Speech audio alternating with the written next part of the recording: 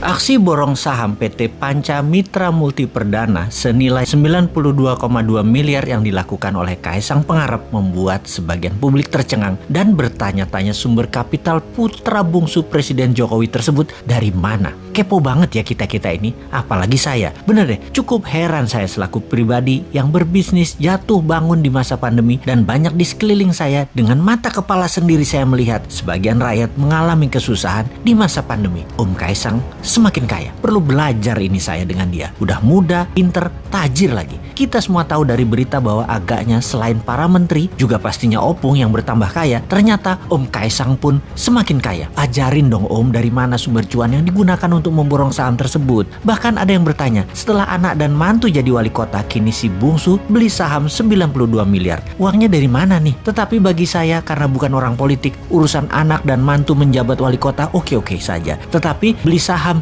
92 miliar ngeces juga gua. Strategi bisnisnya pinter nih Om Kaisang dengan memborong saham PT Panca Mitra Multi Perdana, sebuah perusahaan yang memproduksi makanan beku berbasis udang. Total saham yang dibeli Om Kaisang Pangarep yakni sekitar 188,24 juta lembar saham atau sekitar 8% dari total keseluruhan saham yang ditempatkan di perseroan atau senilai 92,2 miliar. Kaisang membeli saham PT Panca Mitra Multi Perdana melalui perusahaan miliknya PT Harapan Bangsa Kita atau yang lebih dikenal dengan GK Hebat. Oke lah, selamat buat Om Kaisang yang dengan pintar memutar uangnya di banyak bidang. Mudah-mudahan pemodal yang memodali bukan mereka yang cari selamat dari kejaran hukum karena membakar hutang ya.